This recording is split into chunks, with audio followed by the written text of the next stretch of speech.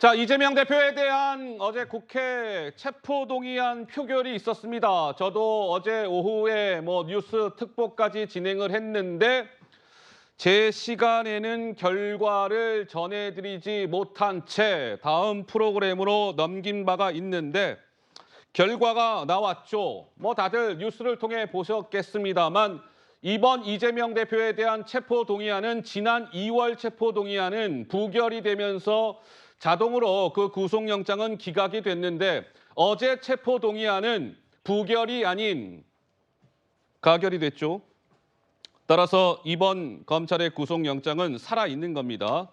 그래서 체포동의안이 이제 가결이 됐으니 이재명 대표는 구속영장 실질심사라는 것을 받게 됐죠. 판사가 그리고 나서 판단을 할 겁니다. 발부를 하든지 기각을 하든지. 자, 그런데 어제 표결 결과는 이러했습니다. 찬성 149, 그다음에 반대 136이 나왔어요. 어제 그 참여한 국회의원 숫자가 295명이었습니다. 295의 과반 이상이 찬성을 해야 하니 295의 과반 이상이면 몇 명이겠습니까? 저 맨 위에 있네요. 조그마한 글자로. 가결 정족수 148. 148 이상이 이제 찬성을 하면 통과가 되는 것인데 그거보다 한 명이 더 찬성표를 던진 거죠. 실제 찬성표는 149가 나왔으니. 그래서 어제 이재명 대표에 대한 체포동의안은 땅땅땅 가결이 됐습니다. 자, 그런데 조금 더 현미경식으로 들여다볼까요? 비교가 돼 있죠? 좌측편에는 지난 2월 달에 성남FC와 대장동 건으로 검찰이 청구했던 구속영장, 그 체포동의안 결과는 조금 전에 말씀드린 것처럼 부결이었고 오른쪽 어제 결과는 가결입니다. 차이점을 한번 쭉 보실까요? 찬성이 2월 달에는 139였는데 오른쪽 어제는 149. 찬성이 10표가 늘어났죠. 혹시 저 수화 저거를 잠깐 뺄 수 있나요? 예. 그리고 기권 무효를 박스를 한번 봐주세요. 좌측편 2월 달에는 기권 무효를 합쳐서 몇 명입니까? 9 더하기 12, 11은 20이죠. 어제 결과는 기권 무효를 합하면 몇 명입니까? 10명이죠. 그러니 산술적으로 계산을 해보면 기권 무효가 지난 2월 달보다 10표가 줄어들었고 그 줄어든 10표가 찬성에 더해졌다. 139, 139, 149 이렇게 됐으니 이해들이 되셨는지요? 어제 표결 결과는 저러했습니다. 정미경 최고님 어떻습니까?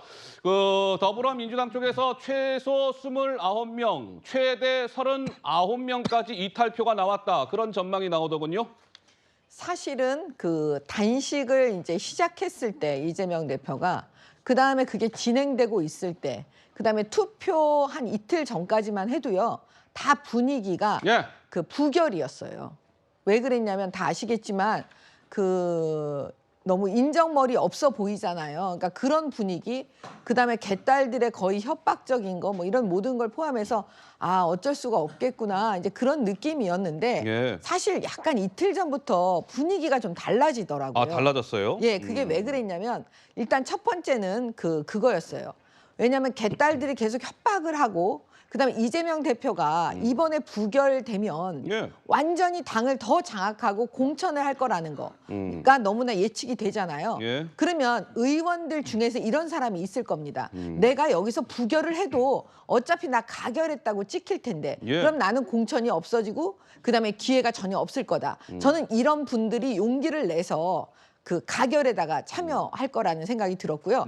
두 번째는 뭐냐면 이재명 대표 스스로 무덤을 팠습니다. 무덤을 팠다고요? 왜 SNS에 막 검찰을 욕하면서 부결시켜달라고 했잖아요. 그러면 지난번 본인이 했던 특권을 내려놓고 자기가 하겠다라는 그거에 반대되는 행위를 했기 때문에 그 역풍이 불어서 제가 볼 때는 그 기존의 중립지대에 있던 기권이나 무효를 선택했던 민주당 의원들이 이번에는 가결로 들어간 게 아니냐 그렇게 분석을 했습니다. 저는. 자, 조금 전에 우리 첫 번째 봤던 그래픽을 다시 한번 보시죠. 두 표가 완투 이 두 표가 이 가부결을 갈랐다. 뭐 이런 얘기가 나옵니다. 찬성이 지금 149가 나왔다라고 말씀을 드렸습니다. 그러면 예를 들면 찬성표가 둘만 덜 나왔으면 어떻게 돼요? 이것은 부결. 왜? 가결 정족수 148이라고 말씀드렸잖아요. 그럼 147이 나왔으면 저 영장도 이제 부결이 되면서 자동으로 기각이 되는 것인데 찬성이 149가 나왔다. 그러니까 두 표가 가부결을 갈랐다. 저 두 표는 어디서 더 나왔겠습니까? 더불어민주당 진영에서 이타표로 더해진 거 아니겠습니까? 뭐 그런 분석이 나와요. 그런데요. 이재명 대표가 어제 표결에 참석을 했다? 아니요. 못했습니다. 지금 병원에서 병상단식을 이어가고 있는데 만약에 이재명 대표가 참석을 했으면 어떠했을까요? 이재명 대표는 현역 의원이니까 참석 대상이고 이재명 대표는 참석을 했으면 당연히 반대표를 던졌을 거 아니겠습니까? 자, 보시면 출석 인원이 이재명 대표가 참석을 하게 되면 아까는 295였죠? 하나가 더 늘어서 296이 됩니다.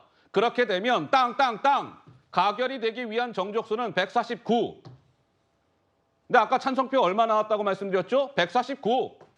따라서 이재명 대표가 참석을 했어도 어제 저 체포동의안은 부결이 아닌 가결이 됐을 것이다. 뭐 이런 얘기가 나오는 겁니다.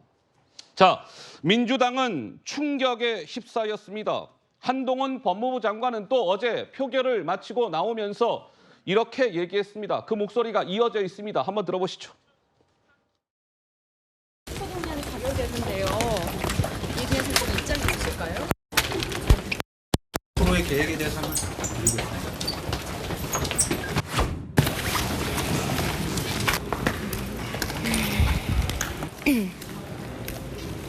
예상하지 못한 결과라서 많이 놀랍고 충격적입니다.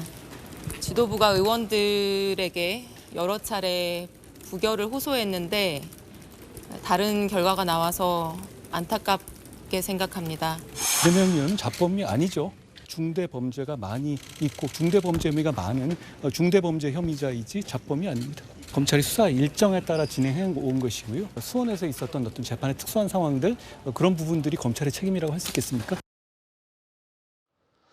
글쎄요. 한동훈 법무부 장관 이재명 대표는 자범이 아닙니다. 중대 범죄 혐의자입니다. 이렇게 이야기를 했는데 민주당에 몸담고 계시는 우리 조승현 수석 부위원장께서는 어제 저 표결 결과를 보시고 무슨 생각이 먼저 드셨습니까?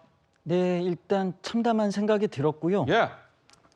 이 표결 결과에 대한 분석이 이제 여러 가지가 있을 수 있습니다. 지금 얘기가 나온 것처럼 기류가 갑자기 변화했다 이런 의견도 있지만은 사실은 민주당 내부에서 봤을 때 이 기류는 감지되고 있었습니다. 그러니까 우리가 어떤 여론조사를 하면은 그 여론조사가 결과에 대해서 그 한 주 동안 있었던 일을 대입해가지고 어떻게 보면 꽤 맞추는 측면도 있거든요. 네. 그런 것처럼 지금 뭐 이 대표의 메시지가 부결을 요청하는 메시지가 기류를 바꿨다. 이런 얘기도 있고 개딸의 협박에 의해서 좀 기류가 바뀌었다 이렇게 분석할 수도 있겠지만 예. 제가 봤을 때는 사실은 그동안 조직적인 이런 표 관리, 표 단속 이런 기류가 있었거든요. 그래서 비명계 의원 같은 경우는 대놓고 우리가 30명 정도는 가결할 거라 이런 얘기를 공공연하게 하고 다녔었고 그래요. 원내 지도부 같은 경우에도 그런 한 25표 정도의 이탈표가 있을 것 같다는 기류가 감지됐기 때문에 그거에 대해서 우리가 당론으로서 부결해야 된다 이런 얘기를 원내대표께서도 하셨죠. 예. 그리고 이재명 대표의 메시지가 좀 부적절했다 이런 비판도 있는데 예. 사실은 가결을 해달라. 이재명 대표가 가결하도록 메시지를 내달라 이런 요청이 많이 있었기 때문에 이재명 대표가 이제 메시지가 나왔다 이런 얘기도 있습니다. 그래서 어떻게 보면은 이 결과에 대해서 본질적으로는 사실 총선을 앞두고 공천을 받냐 못 받냐, 내가 재선이 되냐 안 되냐 그 싸움이었거든요. 근데 그 싸움에 있어서 예? 어떻게 보면 선을 좀 넘었다. 그런 결론이라고 저는 생각합니다.